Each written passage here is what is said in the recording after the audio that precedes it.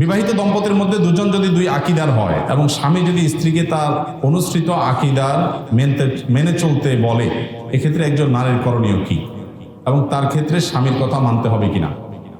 স্বামী এবং স্ত্রীর মধ্যে কোনো বিষয়ে ভিন্ন মত থাকতে পারে। যদি এরকম হয় যে না, স্ত্রীর যে ভিন্ন মতটা আছে সেটা স্বামী স্ত্রীর মধ্যকার যে ভিন্ন মতটা আছে এটা খুব ছোটখাটো বিষয়, ঈমান যাওয়ার মতো কোনো বিষয় নয়, তো সেই বিষয়ে স্বামী স্ত্রী একে অন্যকে বাধ্য করতে পারেন না। আহ্বান তো অবশ্যই করতে পারেন।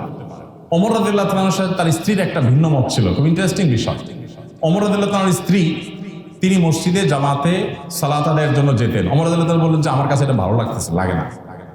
তিনি বাহিরে বিশেষ করে রিস্কি বিষয়গুলোর ব্যাপারে খুব সতর্ক থাকতেন। তো ওমর রাদিয়াল্লাহু তাআলার স্ত্রী বলেছিলেন যে আপনার কাছে ভালো লাগে কি লাগে না সেটা ভিন্ন বিষয়, আপনি স্বামী হিসাবে আমাকে নির্দেশ করেন, তাহলে বাইরে গিয়ে জামাতের সাথে নামাজ পড়া আমার জন্য শরীয়ত ফরজ ওয়াজিব করে নাই, আমি যাব না। ওমর রাদিয়াল্লাহু বলছেন না, এটা তো মানা তো আমি করতে পারি না, কারণ নবীজি বলেছেন লা তামনাউ মা আল্লাহি মাসাজিদ আল্লাহ, আল্লাহর বান্দীদেরকে মসজিদে যেতে তুমি বাধা দিও না।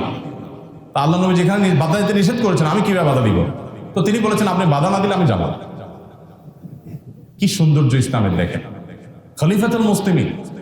তো স্বামী স্ত্রী একে অন্যকে ছোটখাটো দ্বীনি বিষয় যদি মতপার্থক্য থাকে সেগুলো একে অন্যকে মানতে বাধ্য করতে পারে না, শরীয়ত সেই নির্দেশ দেয় না বা সে অধিকার দেয় না। তবে এক্ষেত্রে নিজের মধ্যে মিউচুয়াল আন্ডারস্ট্যান্ডিং থাকা উচিত। ছোটখাটো মতপার্থক্য আকীদার মধ্যেও ছোটখাটো বিষয় হতে পারে, আকীদার একেবারে মৌলিক বিষয় যদি হয়, ঈমান যাওয়ার মতো বিষয়, তাহলে তো কম্প্রোমাইজের কোনো সুযোগ নেই, যেটা সত্য সেটা আমাদেরকে গ্রহণ করতেই হবে।